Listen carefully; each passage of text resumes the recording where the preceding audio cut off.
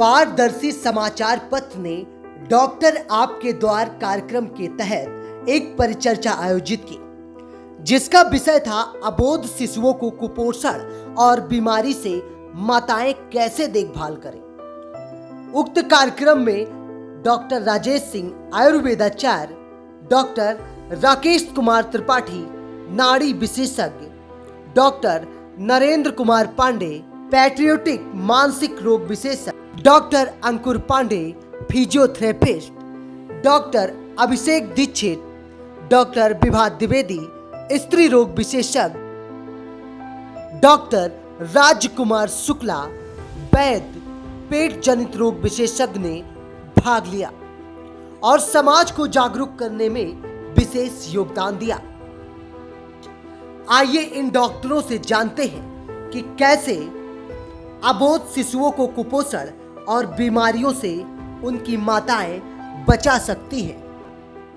कार्यक्रम का मुख्य उद्देश्य है कि हम समाज को स्वास्थ्य के प्रति लोगों को जागरूक करें। लोगों के मन में जो भ्रांतियां रहती हैं या जिस वजह से वो डॉक्टर के पास नहीं जा पाते हैं या डॉक्टर से बात नहीं कर पाते हैं, उसको लेकर के ये डॉक्टर आपके द्वार कार्यक्रम को शुरू किया गया है, ताकि आपके माध्यम से हम उन लोगों तक बात पहुंचा सकें कि वो अपने परिवार की देखभाल कैसे करें, कैसे वो अपने बच्चों की देखभाल करें, कैसे वो अपना स्वयं का देखभाल करें, कैसे वो अपने परिवार का देखभाल करें। इसी कड़ी में आज एक परिचर्चा आपके रखी है। इस परिचर्चा का मुख्य विषय है कि वो माएँ जो 0 से 5 साल के बच्चे होते हैं, जो अपनी बात को कह नहीं पाते, और जब वो अपनी बात कह नहीं पाते हैं तो अपनी बात पर उनको या तो कुपोषण के शिकार हो जाते हैं या तो वो किसी ऐसी बीमारी से ग्रसित हो जाते हैं जिसके इलाज बाद में संभव नहीं होता। तो इस विषय को लेकर के आज ये परिचर्चा हम कर रहे हैं। हमारे बीच में आए हुए डॉक्टरों में प्रमुख डॉक्टर राजेश सिंह आयुर्वेदाचार्य, डॉक्टर अंकुर पांडे फिजियोथेरेपिस्ट, डॉक्टर नरेंद्र पांडे जी प्रमुख रूप से पैडियाट्रिक बच्चों के मानसिक रोग विशेषज्ञ, डॉक्टर राकेश त्रिपाठी जी नाड़ी विशेषज्ञ वैद्य, डॉक्टर अभिषेक पांडे जी अभिषेक दीक्षित जी होम्योपैथ के डॉक्टर, डॉक्टर विभा द्विवेदी जी स्त्री रोग विशेषज्ञ, डॉक्टर राजकुमार शुक्ला जी पेट रोग के विशेषज्ञ। बच्चों को 0 से 5 साल तक के बच्चे जो अपनी बात नहीं कह पाते हैं, उनको किस प्रकार से स्वस्थ रखा जाए, किस प्रकार से वो कुपोषण से दूर रहे, इसी पर आज परिचर्चा करेंगे। और परिचर्चा की शुरुआत हम करेंगे डॉक्टर राजेश सिंह से। 0 से 5 साल के बच्चों की बात सर, एक्चुअली स्तनपान माओ प्रायः आज के युग में इस समय मैंने प्रायः देखा है कि माएँ स्तनपान कम कराती हैं और वो डिब्बे का दूध वगैरह वगैरह बाहर जो भी होते हैं। स्तनपान अगर होता है तो इतने जल्दी बच्चे को कोई दूसरी प्रॉब्लम क्रिएट नहीं होती। जो बच्चे प्रायः माँ का स्तनपान करते हैं वो 0 से 5 ईयर्स तक, यानी 3 ईयर्स तक तो स्तनपान करते ही हैं बच्चे, नियर अबाउट 2 ईयर्स तब तक तो उनको प्रॉब्लम नहीं होती। एक्चुअली क्या होता है कि जो बच्चे कुपोषण के शिकार वही होते हैं जिनको स्तनपान नहीं मिलता है या पारंपरिक और सिस्टमेटिक पुष्टाहार। दूसरा क्या होता है कि बच्चे मिट्टी में खेलते ही हैं, सभी बच्चे खेलते हैं। बहुत सारे जो हम लोग उनको खिलौने वगैरह देते हैं प्लास्टिक हैं वगैरह वगैरह के, वो प्रायः बच्चे मुंह में लेते हैं, गंदे होते हैं, उससे उनको इन्फेक्शन फैलता है। तो इसमें तो ज़्यादा कुछ नहीं है कि अगर प्रॉपर लालन पालन कायदे से किया जाए और स्तनपान बच्चे अगर कायदे से करते हैं और शुद्ध आहार दिया जाता है तो कुपोषण की समस्या नहीं है।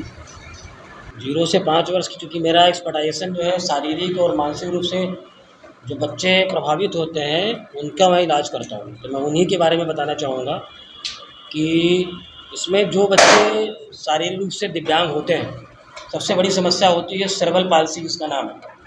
दूसरी एक समस्या है ऑटिज़म। इन दोनों समस्याओं में जितनी जल्दी अर्ली इंटरवेंशन हो जाए, जितनी जल्दी इन बच्चों की पहचान कर ली जाए कि इन बच्चों को समस्या है, और उतनी जल्दी उनका निदान शुरू हो जाएगा। जितनी जल्दी उनका निदान शुरू हो जाए उतनी जल्दी बच्चे समाज की मुख्य धारा से जुड़ जाएंगे। तो सेरेब्रल पाल्सी लोग ऐसे पहचानेंगे कि जब बच्चे का नॉर्मल जो सामान्य विकास होता है, जैसे बच्चा साल भर में चलने लगता है, 4 महीने में बैठने लगता है, तो अगर बच्चे का सामान्य विकास देरी से चल रहा है तो उनको समझ जाने चाहिए कि मेरे बच्चे में कुछ समस्या है। तो समस्या है तो उसके लिए आप किसी पीडियाट्रिशियन या चाइल्ड न्यूरोलॉजिस्ट के पास जाइए, संपर्क करिए, उसकी जांच होगी। जांच के बाद वो डिसाइड किया जाएगा कि बच्चे को प्रॉब्लम क्या है, उसकी डायग्नोसिस होगी। फिर उसका प्रॉपर किसी बच्चों के थेरेपिस्ट जो कि बच्चों का रिहैब करते हैं उनके यहाँ जाकर के बच्चों का रिहैब कराएं। मेरी यही सबकी सलाह है, जिससे समाज में सब लोग अवेयर हों और इस समस्याओं से हम लोग जल्दी निजात पा सकें। जहाँ तक छोटे बच्चे 0 से 5 साल के बीच के हैं, इसलिए सबसे पहले जो बच्चे गर्भावस्था से ही हमको ध्यान देना पड़ेगा। तो माँ के पोषण से ही बच्चे का पोषण होता है गर्भावस्था में। तो माँ के खान पान, आहार विहार का भी ध्यान रखना पड़ता है कि बच्चे को किस प्रकार से भोजन दिया पहुँच रहा है माँ के आहार नाल द्वारा। इसके बाद जब बच्चा डिलीवरी हो जाती है, आयुर्वेद में कौमार भृत्य है, तो उसमें पूरा वर्णन है, एक पूरा अंग है आयुर्वेद का। उसमें ये होता है कि बच्चे की ज़्यादातर होती कफ की प्रकृति होती है, जहाँ तक देखा गया। लेकिन वो जो सराउंडिंग एनवायरनमेंट होता है, चारों तरफ वातावरण, माँ का कहता है, माँ के ही दूध की बहुत आवश्यकता है शुरू के 1 साल तक हो। ऊपर का जो दूध बहुत से ऐसे महिलाएँ नहीं लेती हैं, अब बाजार का लेती हैं, उस पर ध्यान देने चाहिए। बच्चे को दूध के साथ दाल, प्रोटीन, जो कार्बोहाइड्रेट जो भी जरूरी है वो सब मिले, जिससे उसको कुपोषण का शिकार ना होने पाए।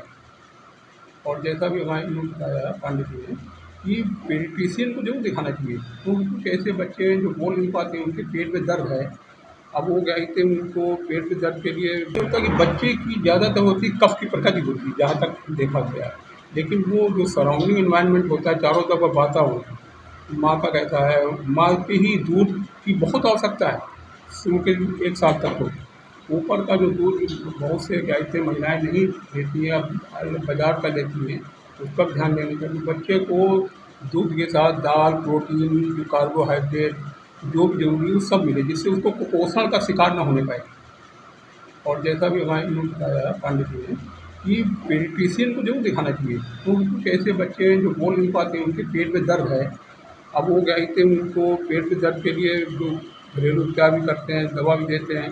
आयुर्वेद में कुछ ही औषधियाँ हैं आज बच्चों के लिए। तो प्राचीन काल से वैद्यनाथ की या किसी एजेंसी बनती थी पहले, बालार के रस, गोरोचन, अब वो मिलती है कभी नहीं मिलती है। ऐसी चीज़ें जो बच्चों के एक औषधि से कई तरह की समस्याएँ, दूध को उलटना, पसली चलना, हरे पीले दस्त होना, या मसूड़े जब फूलते हैं, दांत निकलते हैं 6 से 9वें महीने के बीच में, उसके लिए देखना पड़ता है। ये सब इसकी इम्यूनिटी बढ़े, इस पर ध्यान देना होता है कि बच्चे का पोषण माँ के द्वारा ये दूध दिया जा रहा है या फिर जो आहार दिया जा रहा है किस प्रकार दिया जाए।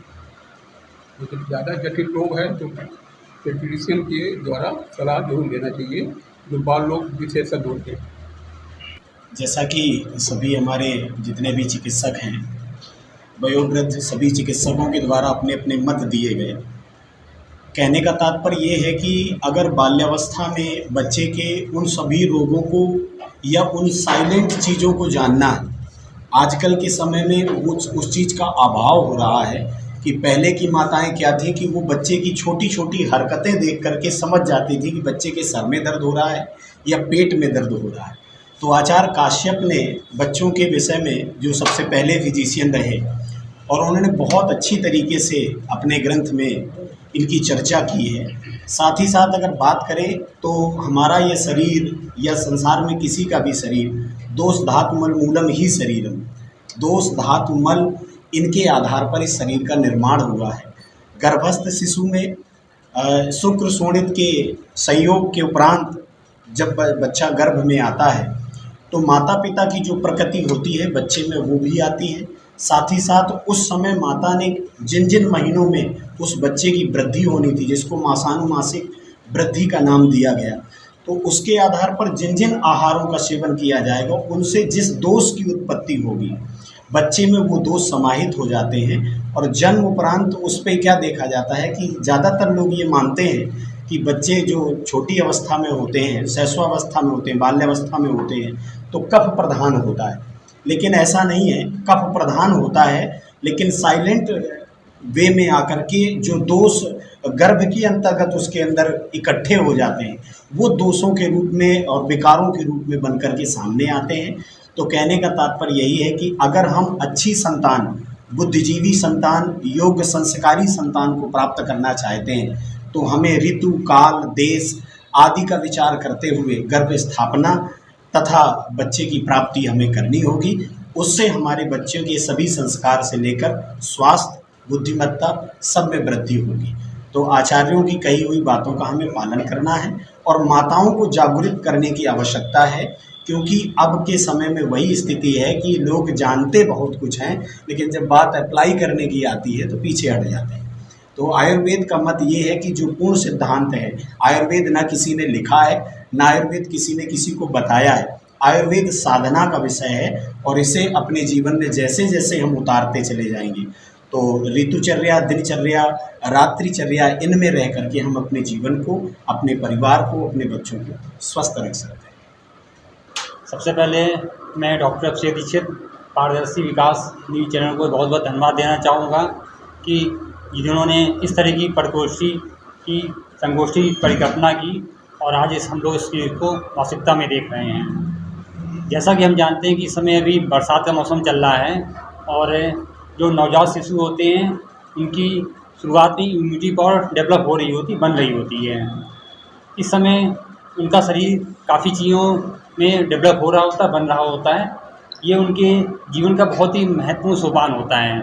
इस समय जो भी परिवार के लोग हैं, घर के मम्मी पापा, भाई बहन और जो भी लोग हैं, उनको विशेष सावधानी रखने की आवश्यकता है कि इस मौसम में कई तरह की बाहर इन्फेक्शन, ट्रैकिया इन्फेक्शन और माइक्रोबायोलॉजी इन्फेक्शन होने के चांसेस बहुत ज़्यादा बढ़ जाते हैं।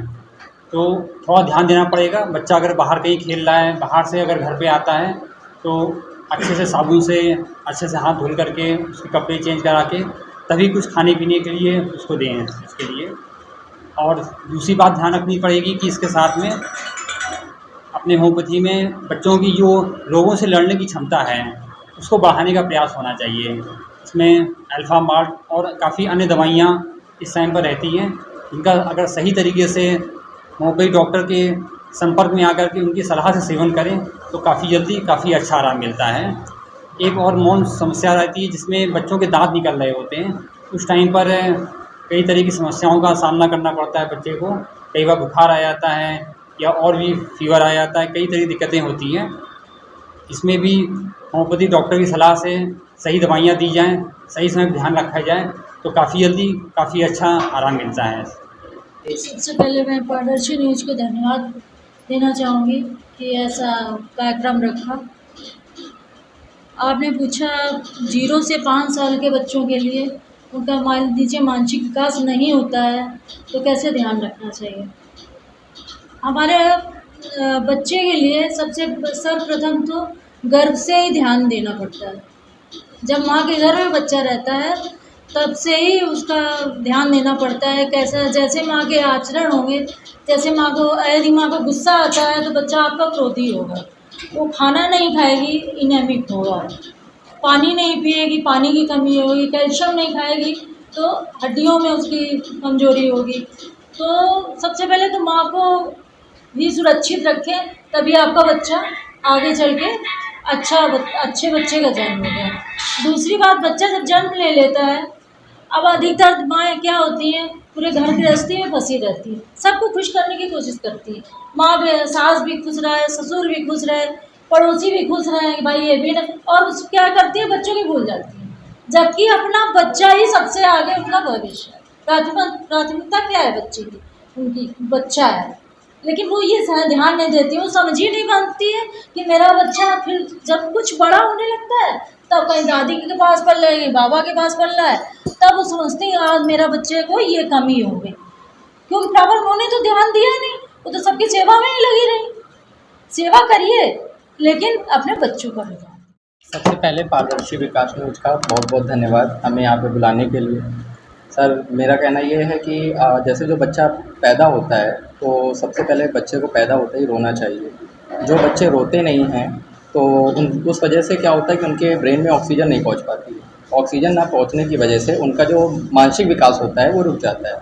मानसिक विकास रुकने की वजह से बच्चा जो है नॉर्मल एक्टिविटीज़ वो नहीं कर पाता है। जैसे नॉर्मल है कि 3 महीने में बच्चे को गर्दन होल्ड करना आ जाना चाहिए, 6 महीने में बच्चा बैठने लगना चाहिए, 9 से 11 महीने में बच्चे को खड़े होना चाहिए और 12 महीने तक पहुँचते पहुँचते 12 से 15 महीने में बच्चे को चलना चाहिए। और होता क्या है कि ये सारी एक्टिविटीज़ थोड़ा जब डिले होने लगती हैं तो घर के गार्जियन जो होते हैं वो पता ही नहीं कर पाते, कंफर्म नहीं कर पाते हैं कि ये हो किस वजह से रहा है। तो पैदा होते ही अगर बच्चा रोया नहीं है आपका तो सबसे पहले उसको नीड है कि आप किसी अच्छे चाइल्ड स्पेशलिस्ट के पास जाएं और ये कंफर्म करें। जैसा हमारे डॉक्टर नरेंद्र पांडे सर ने बताया कि आप पीडियाट्रिशियन के पास जाके ये कंफर्म कर लें कि बच्चे का विकास क्यों नहीं हो पा रहा है, और अगर विकास प्रॉपर नहीं हो रहा है तो जो फिजिशियन का काम है वो अपना करेंगे। उसके अलावा सबसे बड़ा रोल जो होता है बच्चों के विकास में, जो बच्चे न्यूरो डिसऑर्डर होता है जिन बच्चों में, उनमें मेन रोल होता है फिजियोथेरेपिस्ट का। तो अच्छे फिजियोथेरेपिस्ट जो पीडियाट्रिक फिजियोथेरेपिस्ट हैं, जैसे हमारे डॉक्टर नरेंद्र पांडे सर हैं, तो उनके पास ले जाएं और उनका अर्ली इंटरवेंशन कराएं।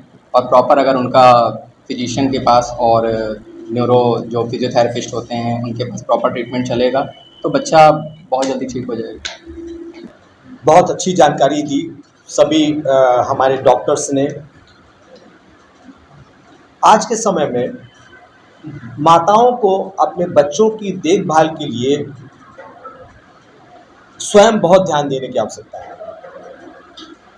होता क्या है कि जब बच्चा साल भर के आसपास पहुंचता है और यदि वो बोल नहीं पाता है या वो चल नहीं पाता है या जिस तरह की समस्याएं उसके सामने आती हैं, तब उनको एहसास होता है कि हमारे बच्चे को किसी डॉक्टर को दिखाना चाहिए। जबकि हमें जन्म के समय से ही बच्चे का ध्यान देना चाहिए, जैसा हमारे आचार्यों डॉक्टर्स ने बताया। हमारे डॉक्टर्स ने बहुत अच्छी अच्छी जानकारी दी है, हमारे कार्यक्रम में आए हैं। हम इन सभी का अपनी पूरी टीम की तरफ से बहुत बहुत धन्यवाद करते हैं। डॉक्टर्स का बहुत बहुत धन्यवाद। साथ ही साथ हम डॉक्टर्स को ये बताना चाहेंगे कि पारदर्शी विकास न्यूज समाचार पत्र विगत 13 वर्षों से समाज की सेवा में लगा हुआ है। साप्ताहिक अखबार है ये। इसकी 5,500 प्रतियाँ हर सप्ताह प्रिंट होती हैं और सरकारी मान्यता प्राप्त अखबार है। सभी सरकारी विभाग से विज्ञापन आपके अखबार को मिलते हैं और साथ ही साथ बहुत जल्द ये दैनिक भी होने वाला है। इसके साथ ही साथ अभी 2 महीने से इलेक्ट्रॉनिक मीडिया में भी पारदर्शी आ गया। विगत 2 माह से जो इसकी ग्रोथ रिपोर्ट है, आज की तारीख में 45,000 व्यूअर्स हो चुके हैं। पारदर्शी विकास के 45,000 व्यूअर्स हो चुके हैं। साथ ही साथ आपके वीडियोस बहुत लाइक किए जा रहे हैं और लोगों को बहुत पसंद आ रहे हैं। तो ये डॉक्टर्स आपके द्वार कार्यक्रम हम आप लोगों के सहयोग से ऐसे ही कंटिन्यू रखेंगे और आप लोगों का सहयोग समय समय पर लेते रहेंगे। इसी के तहत आप हमारे पास आए, आप हमारे यहाँ आए और इसके लिए हम आपका बहुत बहुत धन्यवाद और आभार व्यक्त करेंगे।